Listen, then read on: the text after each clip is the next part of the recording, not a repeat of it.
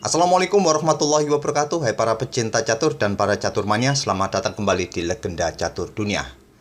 Selain Alireza Firoza, Jan Christoph Duda yang lagi on fire tahun ini kawan dengan menjuarai beberapa turnamen, ada juga bintang muda asal Uzbekistan, Nordibek Abdusattorov yang masih berusia sekitar 16-17 tahun kawan usianya, yang beberapa hari yang lalu juga menjuarai turnamen Sunway Chess Festival. Dan penampilannya tadi malam di kejuaraan Rapid cukup bagus kawan, dengan mendapatkan 3 kali kemenangan dan 2 kali remis. Sempat menekuk Fabiano Caruana di babak ketiga dan berhasil menahan remis Ian Nepo di babak keempat dan Alexander Grischuk di babak kelima. Berhasil menempatkan posisinya di posisi kelima dengan 4 poin di bawah Ian Nepo dan dapat tambahan elo 23 poin selama 5 game yang dimainkan tadi malam.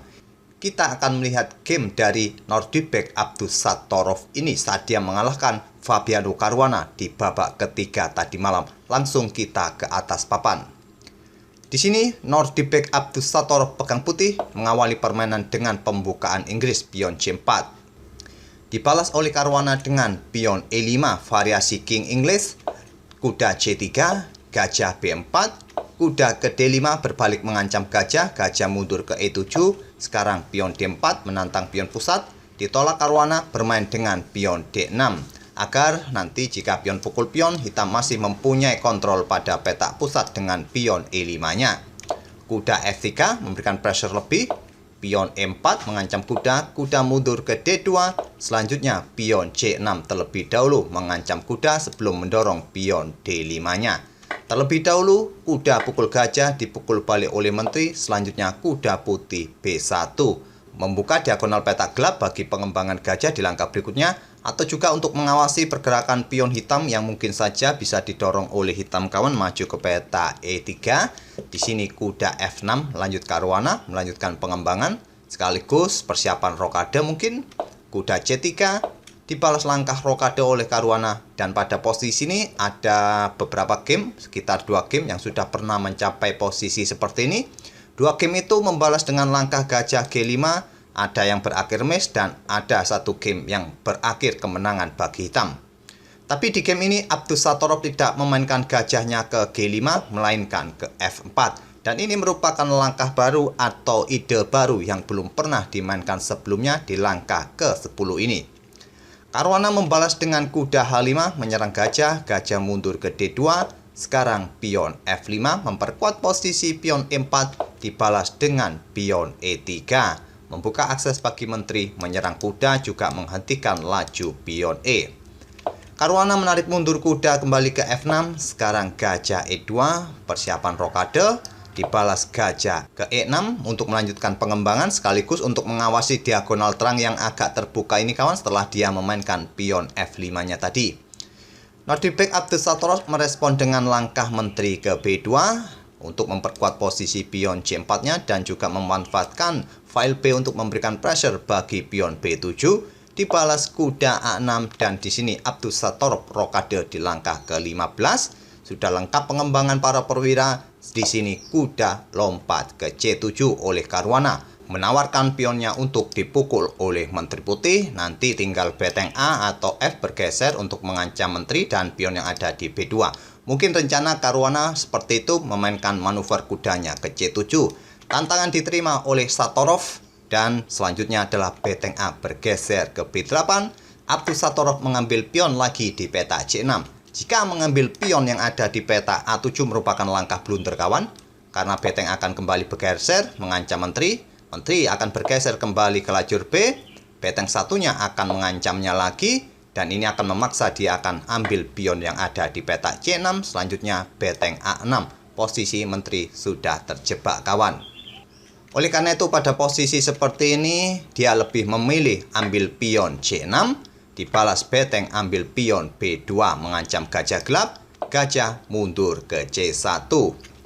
Membackupnya dengan beteng di D1 juga bisa jadi pilihan, tapi Abdusattorov mempunyai rencana lain dengan gajah C1-nya berbalik mengancam beteng.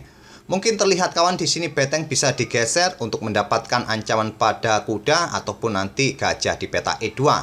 Tapi Fabiano Caruana memilih peta B6 untuk mundur dari serangan gajah putih ini berbalik mengancam menteri. Andai saja pada posisi ini benteng ini digeser ke peta C2, maka rencana selanjutnya dari putih adalah bermain dengan gajah A3 kawan. Melepaskan kudanya, jika diambil oleh benteng hitam, maka gajah akan pukul pion D6, memberikan ancaman bagi menteri, juga kuda di C7. Bila hitam menawarkan pertukaran menteri, terima saja setelah dipukul balik oleh gajah ataupun kuda, agar gajah ini mempunyai kesempatan menyerang pion di peta C4. Simple di sini kawan, putih langsung bisa pukul benteng, atau kalian memainkan pion D5 terlebih dahulu dengan tempo mengancam gajah, nanti juga bisa mendapatkan kuda. Dan di sini mungkin benteng akan bergeser kawan, melepaskan gajahnya yang dipukul oleh pion, dan kalian bisa mendapatkan pion putih. Permainan mungkin terlihat cukup seimbang komposisinya, tapi keunggulan bagi putih adalah masih mempunyai sepasang gajah kawan di sini nantinya. Dan posisi benteng ini terjebak di area pertahanan putih, mungkin putih akan menawarkan pertukaran benteng di sini nantinya kawan. Dan dalam permainan terbuka seperti ini di sayap menteri cukup unggul bagi putih dengan keberadaan dua gajahnya. Tapi di posisi seperti ini tadi, saat gajah putih ini bergerak ke C1 mengancam benteng, Caruana tidak menggeser bentengnya ke C2, melainkan ke peta B6 mengancam menteri. Di sini menteri menghindar ke A4, sekarang benteng F bergerak ke B8, mendobel bentengnya, menguasai lajur B yang terbuka, dibalas dengan pion C5. Inilah rencana dari gajah bergerak ke peta C1 tadi kawan, ingin merebut diagonal peta gelap yang cukup penting ini. Di sini pion pukul pion lanjut Caruana, tidak langsung atau terburu-buru dipukul balik, bermain dengan gajah A3.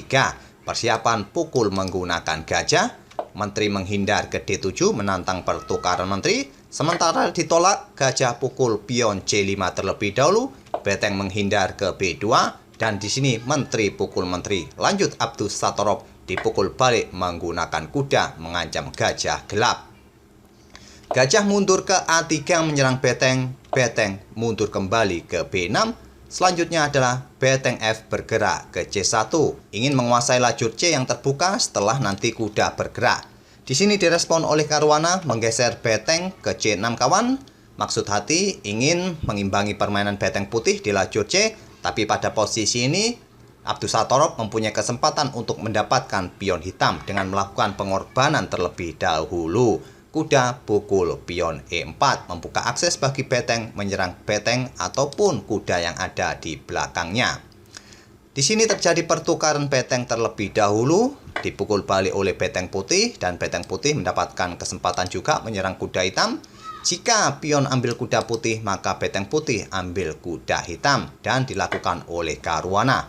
Pion F pukul kuda di E4, benteng pukul kuda di C7, benteng hitam ke B1 skak, dan ditutup oleh benteng di C1, menawarkan pertukaran benteng. Diterima oleh Caruana, dipukul balik oleh gajah. Selanjutnya gajah mendapatkan pion di A2. Putih mempunyai pion bebas di lajur pusat kawan, sedangkan Caruana mempunyai pion bebas di sisi papan. Permainan cukup menarik dengan endgame sepasang gajah melawan kuda plus gajah. Tentu putih jauh diunggulkan di sini. Permainan berlanjut, gajah ke A3 untuk mendapatkan diagonal yang lebih aktif dan lebih efektif. Raja bergerak ke F7, raja putih bergerak ke F1. Membuka ruang dengan memainkan pion F3 cukup bagus juga dilakukan oleh putih kawan. Membuka ruang bagi raja atau menciptakan pion bebas di lajur pusat. Jika pion pukul pion bisa dipukul balik oleh pion ataupun gajah.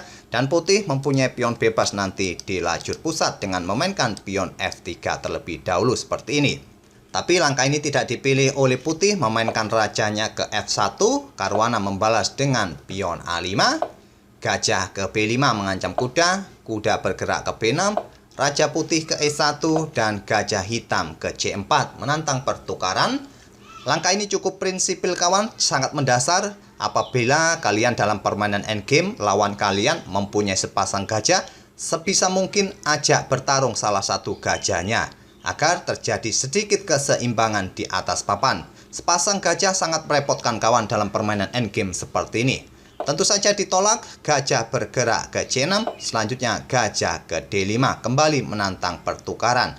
Apabila langkah ajakan pertukaran ini ditolak oleh putih kawan dengan menggeser gajahnya ke peta-peta ini, pasti Caruana akan menggeser gajahnya terus sampai beberapa kali terjadi pengulangan langkah dan Caruana sangat logis mengajak untuk berakhir remis.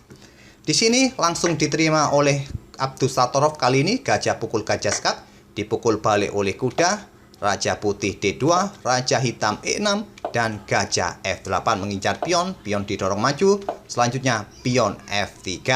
Jika pion pukul pion, maka putih akan mempunyai pion yang sangat menakutkan di lajur pusat nanti. Raja hitam mundur ke F7 terlebih dahulu mengancam gajah, gajah menghindar ke D6, Raja hitam mendekati lagi gajah putih. Di sini Abdusattorov tidak memindahkan gajahnya, memilih pion E4 dengan tempo mengancam kuda. Andai kuda ini tidak dipindah, hitam memilih gajah, pion akan pukul kuda, dan kalian sudah tidak bisa berharap lagi melawan dua pion putih ini kawan. Putih akan tetap menang mudah di langkah berikutnya.